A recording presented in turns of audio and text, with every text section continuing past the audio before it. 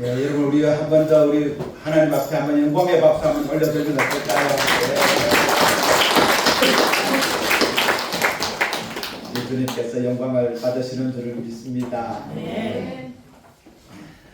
여러분 미스테리라는 말이 있지 않습니까? 도저히 설명할 수 없는 비밀, 신비, 수수께끼 이런 것들을 미스테리 또는 또 불가사의 그렇게 말하는데요. 세계에 6대 미스테리, 불가사의가 있다고 그럽니다. 그것이 무엇인가 하면 기상의 변화, 그렇고요. 또 개구리가 뛰는 방향, 미스테리라고요. 그 다음에 주가, 주식 주가, 그리고 럭비공 튀는 방향, 그렇게 있고요. 또 두 개가 더 있는데요. 그 중에 하나가 뭐냐면 여자의 마음. 그러면 또 마지막 하나는 무엇일까요? 정치인의 속마음이라고 합니다. 예. 이것이 세계 6대 미스테리 불가사의다 그러는데요. 그렇듯한가요? 그런데 저는 인류 최대의 미스테리가 두 개가 있다 그렇게 생각합니다. 그 첫 번째는 바로 예수 그리스도의 탄생입니다. 그러니까 하나님의 아들이신 예수 그리스도가 인간의 몸을 입고 이 땅에 오신 것, 그것이 미스테리입니다. 두 번째는 그런데 그 하나님의 아들이 십자가에 죽으신 그 겸손, 그것이 또 한 번의 미스테리이다. 저는 그렇게 생각하는데요. 여러분은 어떻게 생각하십니까? 그렇지 않나요? 여러분, 이 두 사건은 우리 인류의 역사에 실제로 있었던 일이고요. 그렇지만 그럼에도 우리 인간의 이성과 모든 것을 동원해서라도 절대로 이해가 되지 않고 실감이 나지 않는 바로 미스테리인 겁니다. 그래서 오늘은 제가 이것에 관해서 좀 말씀을 나누려고 합니다. 누가복음 2장에 보면 예수님께서 탄생하신 내용이 나옵니다. 예수님께서 탄생하실 때 어떤 상황이었나 그것이 나오고 있는데요. 당시의 필연적인 상황에 대해서 계속 누가복음 2장에 나오고 있습니다. 이 누가복음의 저자인 누가는 이 필연적인 상황에 대해서 아주 담담하고 그리고 덤덤하게 이야기를 하고 있습니다. 필연적으로 호적 등록을 해야 했던 당시의 시대적 상황을 이야기하고 있고요. 또 모든 사람들이 각자가 자신의 고향으로 가야 했던 그런 상황에 대해서도 이야기를 하고 있습니다. 그리고 이제 범위를 좁혀서 요셉에 대한 이야기를 하게 되는데요. 그 어쩔 수 없는 상황에 따라 이 요셉도 자신이 살던 지역인 이 갈릴리 지역의 나사렛이라는 동네를 떠나서 자신의 고향이었던 유대 땅 베들레헴으로 가야만 했던 그런 이야기가 나옵니다.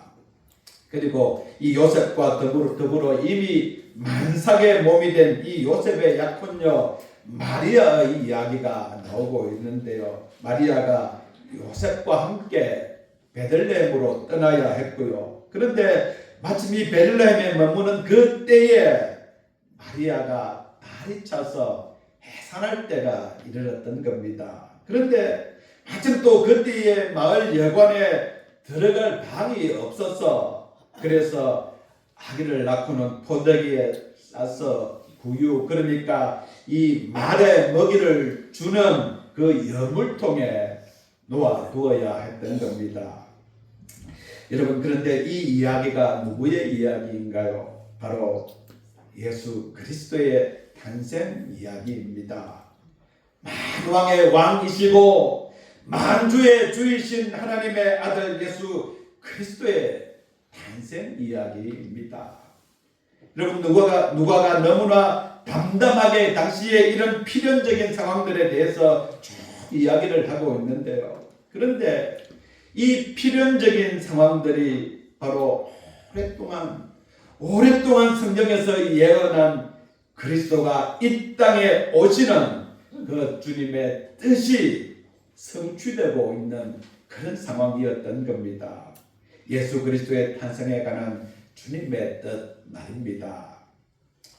여러분, 누가가 이렇게 예수 그리스도께서 탄생하신 내용에 대한 이야기를 그런데 너무나 덤덤하게 이야기하는 가운데, 그러면서 그 속에, 그 이야기 속에 아주 중요한 메시지를 담고 있습니다.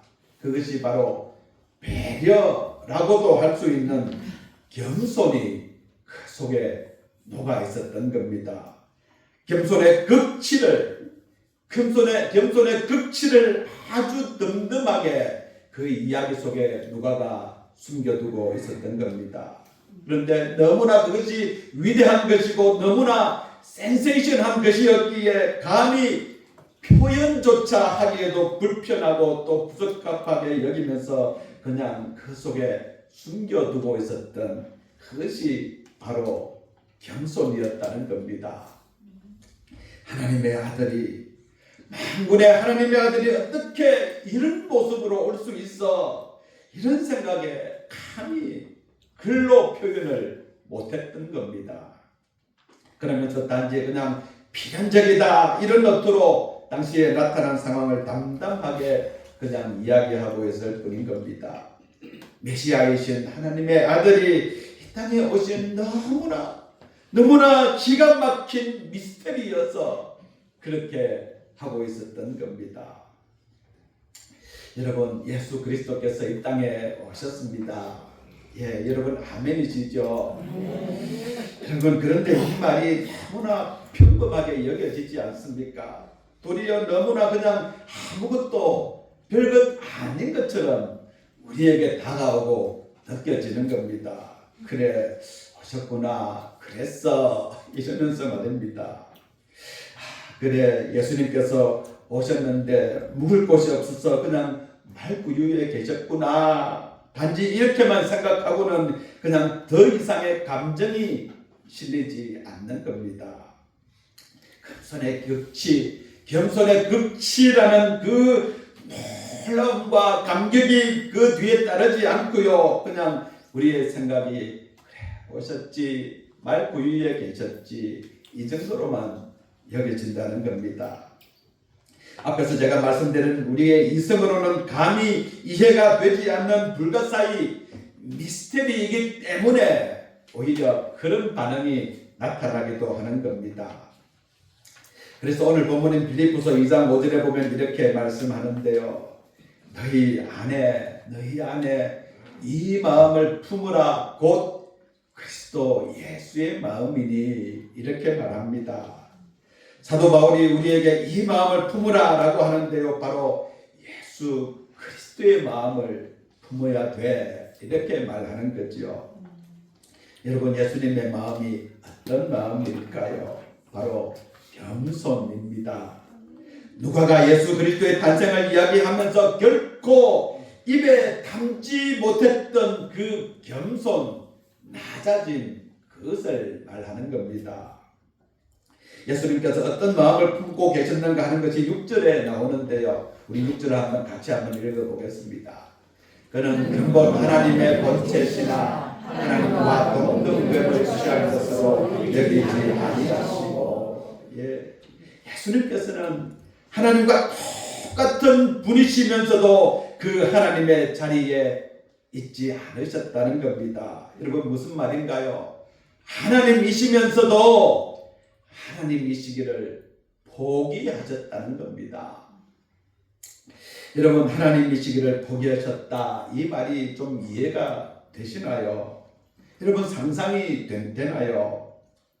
오늘 아무도 우리가 이해가 되지 않는 그 이야기, 불가사의한 이야기, 미스터리 이야기를 지금 계속 하면서 듣고 있는데요.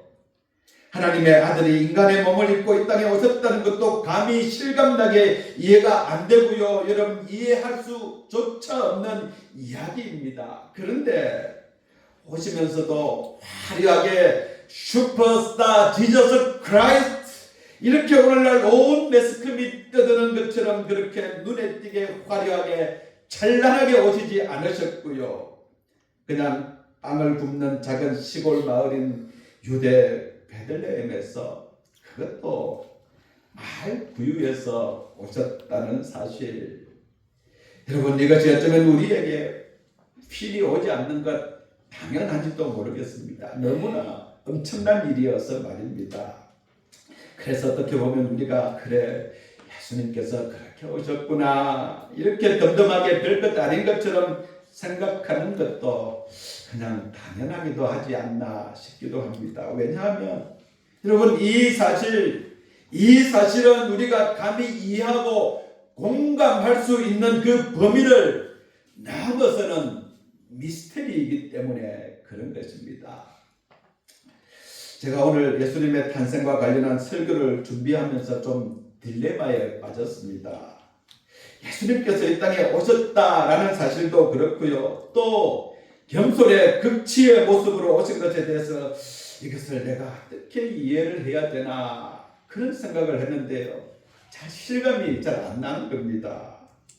그러면서 또 하도 이런데 내가 이것을 설교를 통해서 어떻게 성도들에게 설명할 수 있을까 생각해 보는데요. 달리 이해를 시키고 설명할 방법이 없는 겁니다. 여러분, 목사가 설교를 준비할 때 이럴 때 정말 난감하거든요. 그래서 그냥 예수님께서 이 땅에 이렇게 오셨습니다, 이렇게 선포하고요. 또 예수님께서는 이렇게 겸손하게 말 구유에 나셨습니다, 이렇게 말하고는 그냥 설교를 마쳐야 되는 것 아닌가, 이런 생각이 드는 겁니다. 여러분, 제가 이 이야기를 했으니 설교를 마칠까요? 어떻게 설명할 방법이 없으니까 말입니다. 오래전 우리나라 건강식품 광고에 이런 것 있었지 않나요? 남자한테 정말 좋은데 어떻게 표현할 방법이 없네, 이런 광고 보셨습니까? 이런 광고가 있었는데요. 이처럼 이 예수님의 탄생과 또 겸손에 대해서 여러분 어떻게 표현할 방법이 없는 겁니다. 여러분, 그래서 지금 이후에 나오는 내용은 그냥 덤이다 생각하시고요. 그냥 들으시면 될 것 같습니다. 그래, 내가 목사님 그 심정 이해하지, 이런 마음으로 말입니다.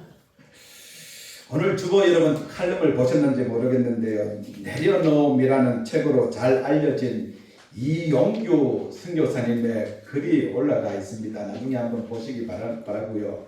여러분, 인정받고 싶은 조건을 내려놓지 못한 것에 대한 이야기가 나오고 있습니다.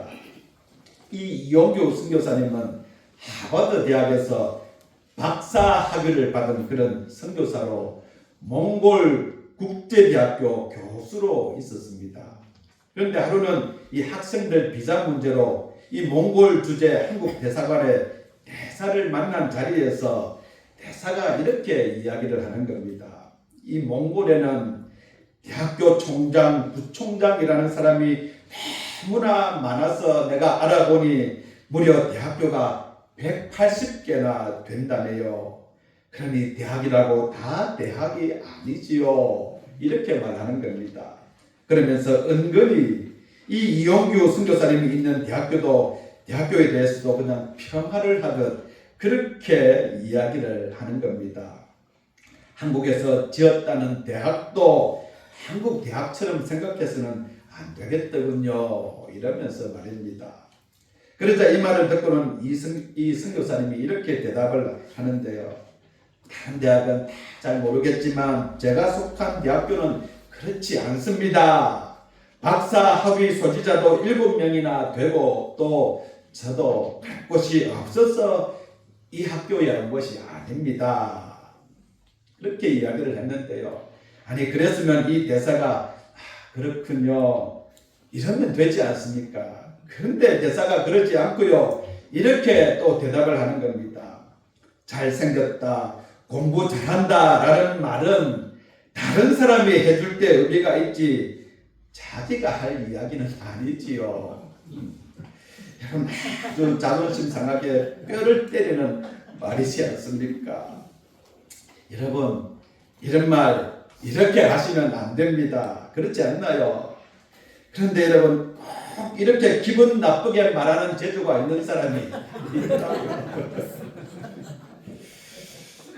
그런데 이 선교사님이 맞는 말이다 그렇게 생각해서 그 앞에서는 아무 말도 안 했다고 하는데요. 왠지 그런데 마음에 이 스산한 바람이 있었다라는 겁니다. 저 유명한 우리 기독교계의 베스트셀러인 내려놓음이라는 책 여러분 읽어보셨나요? 그리고 또 더 내려놓음이라는 책을 쓰면서 그러면서 자신이 내려놓는 것에 대해서 일가견이 있었던 그 선교사님이었지만 그런데 그 말에 마음의 생채기가 났던 겁니다. 그러면서 선교사님이 말씀을 묵상하는 가운데 깨어지지 않은 자신 자아를 보았다고 합니다. 자신이 예수님 발 앞에까지는 갔지만 그런데 정작 깨어져야 할 때 깨어지지 않으려고 하는 자존심과 그러면서 또 사람들에게 존중받기를 바라는 마음이 자신에게 있었다. 그것을 깨달았다는 겁니다. 또 칼럼에는 안 나옵니다만 한 번은 이 몽골 국제대학교를 방문한 한국의 어느 교회 장로님이 자신에게 이렇게 말했다는 겁니다. 선교사님 정말 하버드를 나왔나요? 그러면서 아니 하버드 나온 사람이 왜 이 딴 대학에 있는지 모르겠네 했다는 겁니다. 여러분 선교사님이 이 딴 대학이라는 말을 듣고는 화가 나면서 답답했다는 겁니다. 아니 이 장로님이라는 분이 헌신과 선교에 이토록 이해가 없나 싶어서 말입니다. 그러면서 선교사님이 집에 돌아와서 기도를 드리는데요. 자신이 왜 화가 났을까 그것을 생각하는 중에 깨달았다는데요. 그것은 그 장로님의 문제가 아니었고 자신이 학교를 자랑스러워하는 마음이 없었구나 그 생각이 들었다는 거죠. 자신이 하버드대를 졸업한 친구들이나 미국 교수들에게 자신이 이 학교에 있다라는 그것을 굳이 드러내려고 하지 않았던 그런 마음이 있었기에 그것 때문에 다른 사람의 말에 마음이 상했다. 그것을 깨달았다는 겁니다. 누구에게 인정받고자 하는 그 욕구를 내려놓지 못했다는 것을 깨닫게 되었다는 거죠. 여러분은 어떠하신가요? 여러분 얼마나 예수 그리스도의 마음을 품고 사십니까? 여러분 우리의 관심사는 어디에 있는 것일까요? 그냥 자신도 모르게 사람들로부터 높임을 받고 싶어 하고요. 그러면서 인정받고 싶어 하는 것에 우리의 관심이 가 있는 것 아닌지 모르겠습니다. 예수님께서 인간의 몸을 입으시고 이 땅에 오셨다라는 의미가 무엇인지 조금이라도 생각하면서 우리가 살고 있는 것 맞을까 하는 생각 말입니다. 하나님의 아들이신 예수 그리스도께서 이 땅에 오실 때 머물 곳이 없어서 그래서 말구유에 계셨다라는 그 사실의 의미가 무엇인지 그것에 대해서 한번 고민을 하면서 살고 있을까? 우리가 이런 고민을 해야 될 것인데요. 이것이 예수 그리스도의 마음 아니겠는가 싶습니다. 아니면 이영규 선교사님 가정처럼 그냥 조그맣게 자존심을 그냥 상하게 하고 조금만 나를 기분 나쁘게 하는 일이 있어도 그것이 용납이 되지 않으면서 그냥 분노가 풀리지 않는 그런 우리의 살아가는 모습이지는 않은지 모릅니다. 약점도 많지 않나요? 여러분 우리가 이기적이지 않습니까? 편견이 가득하고요. 지혜가 없고요. 성격이 그냥 뭐가 나고요. 마다 그러면서 죄의 유혹에서 빠져 살기도 하고요. 그래서 그런 나 자신을 돌아보니까 내 스스로도 혀를 끌끌차게 만드는 그런 나의 모습이거든요.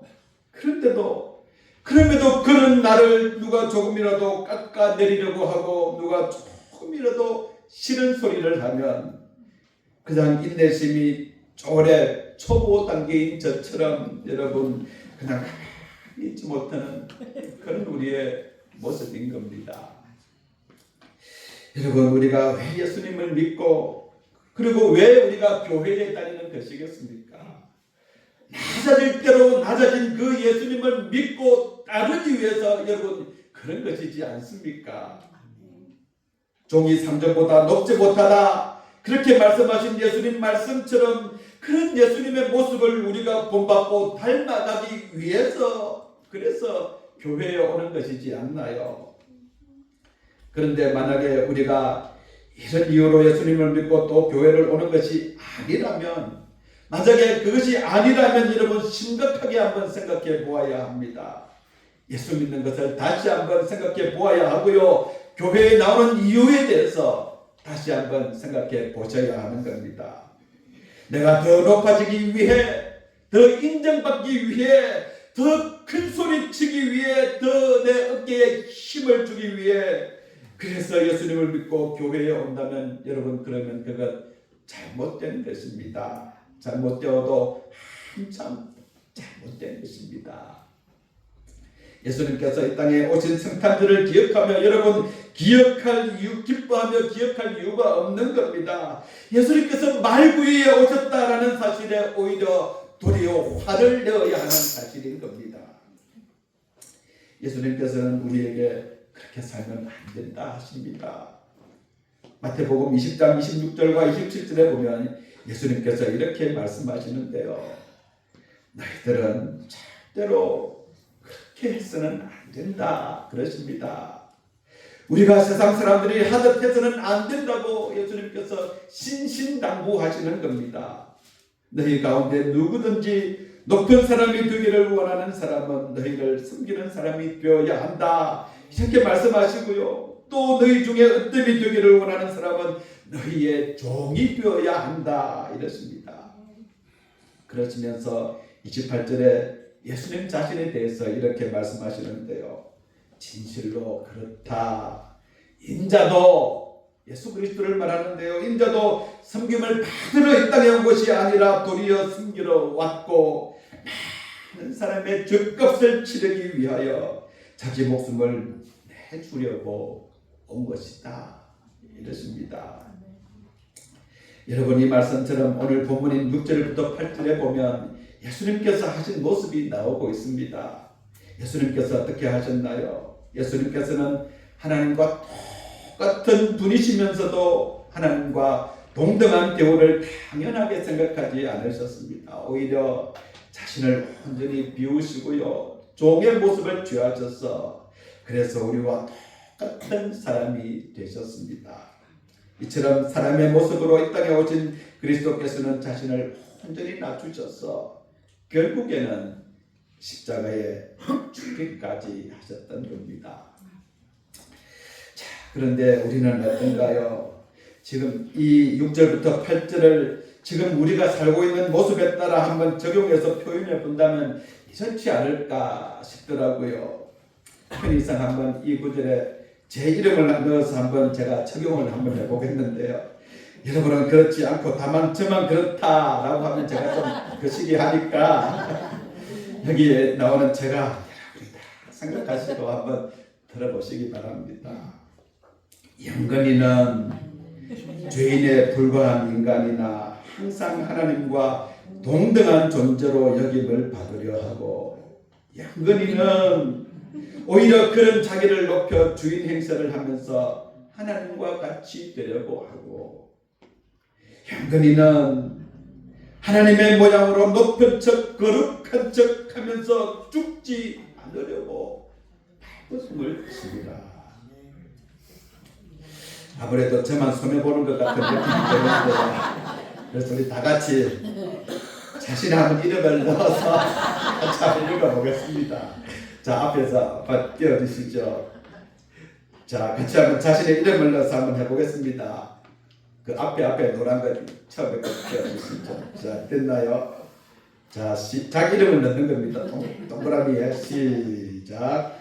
영건이는 죄인에 불과한 인간이다. 항상 하나님과 동등한 존재로 여김을 받으려 하고, 영건이는 오히려 그런 자기를 높여 주인 행세를 하면서 하나님과 같이 되려고 하고, 영건이는 하나님의 모양으로 높은 척 거룩한 척 하면서 죽지 않으려고 발버둥을 치라.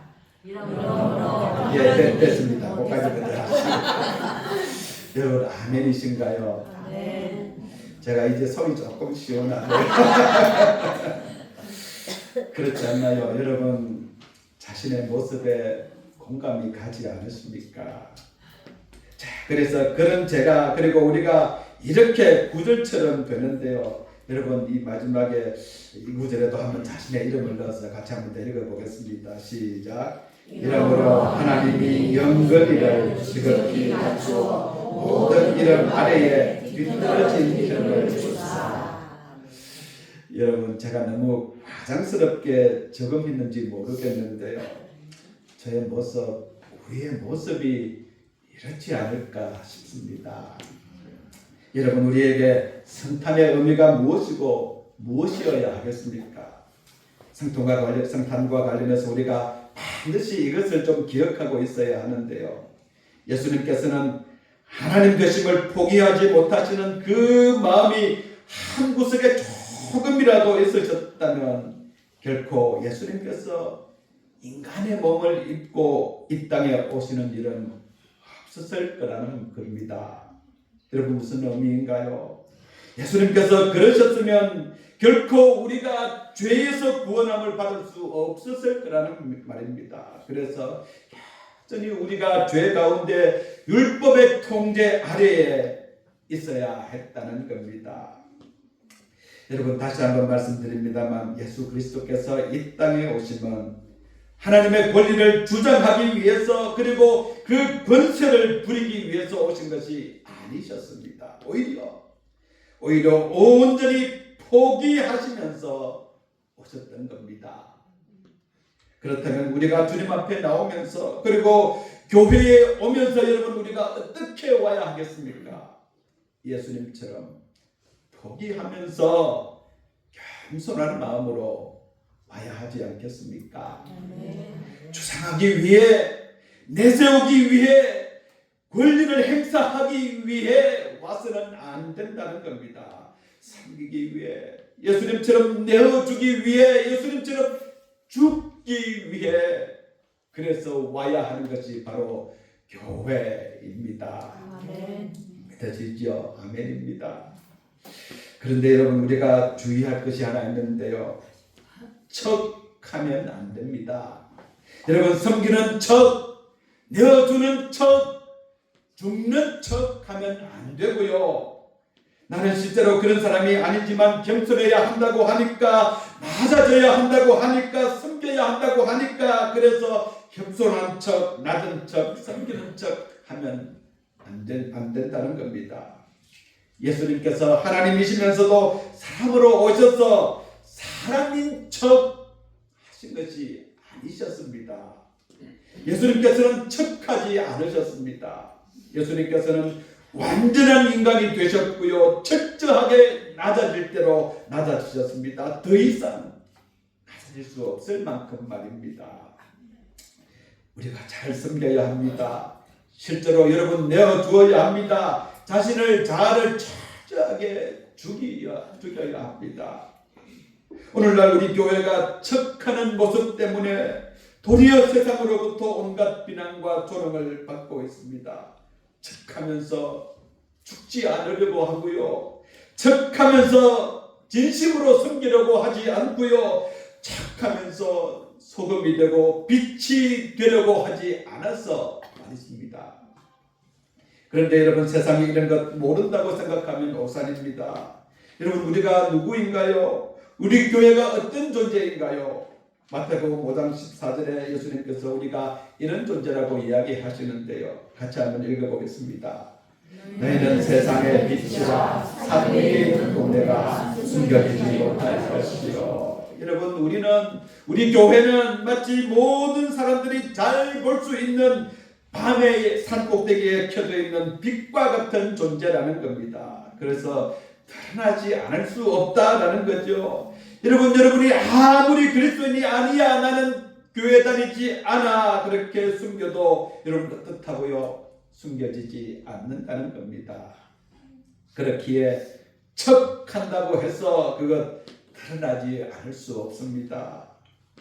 성탄절은 단지 주님의 자녀, 주님의 백성인 우리에게만 기쁨에 되는 좋은 소식이 아닙니다. 여러분 이 성탄의 기쁜 소식은 아직도 주님을 알지 못하는 세상 모든 사람에게도 좋은 소식, 여러분 기쁜 소식이 되어야 합니다. 그런데 그것이 어떻게 되나요? 예수님께서 그러신 것처럼 내가 그리고 우리 교회가 예수님을 본받아 철저하게 낮아진 모습, 겸손한 모습으로 세상에 다가가야 합니다. 여러분, 세상을 진심으로 우리가 섬겨야 합니다. 세상을 사랑해야 합니다. 긍휼히 여겨야 합니다. 예수님께서 우리를 위해서 하신 것처럼 여러분, 우리도 죽기까지 해야 합니다. 여러분, 그럴 때 세상이 변화됩니다. 여러분, 세상이 그럴 때 개혁되는 것입니다. 그것이 10절과 11절 말씀의 의미인데요. 하늘에 있는 자들과 땅에 있는 자들과 땅 아래에 있는 자들로 모든 무릎을 예수의 이름에 꿇게 하시고 모든 입으로 예수 그리스도를 주라 시인하여 하나님 아버지께 영광을 돌리게 하셨느니라. 여러분, 아멘입니다. 우리에게 예수님께서 인간의 몸을 입고 이 땅에 오신 것과 또 십자가를 지신 겸손은 여러분 절대로 풀리지 않는 미스테리입니다. 세상 사람들에게 우리 그리스도인 그리고 우리 교회에 대한 미스테리는 여러분 무엇이어야 하겠습니까? 그것은 우리도 예수님처럼 죽기까지 섬기며 나설 대로 낮아진 삶을 사는 것, 그것이 세상 사람들에게 비친 우리 교회, 우리 그리스도인들의 미스테리여야 하지 않을까 싶습니다. 여러분, 세상 사람들이 이런 우리 그리스도인, 우리 교회의 모습을 보면서 저것 미스테리야, 저것 불가사의야, 이렇게 말해야 하지 않을까 싶습니다. 여러분, 이것이 성탄을 맞으면서 주님께서 우리에게 그리고 우리 교회에게 주시는 말씀으로 우리 모두가 받게 되기를 주님의 이름으로 축원합니다. 하나님 아버지, 우리가 주님의 미스테리를 지금 경험하고 있습니다. 그런데 그 미스테리가 너무나 놀라워서 도리어 이해가 되지 않고 실감이 나지 않습니다. 주님, 그러나 우리가 하는 것은 주님께서 우리를 위해 오셨다는 것, 그리고 우리가 감사하며 감격스럽다는 것, 우리가 입으로 고백할 것입니다. 주님, 우리도 예수님처럼 이 세상에 미스테리로 살게 하여 주시옵소서. 세상 사람들이 우리를 보고 미스테리야 이렇게 이야기하는 우리가 되게 하시고 우리 교회가 다 되게 하여 주시옵소서. 예수 그리스도의 이름으로 간절히 기도드립니다.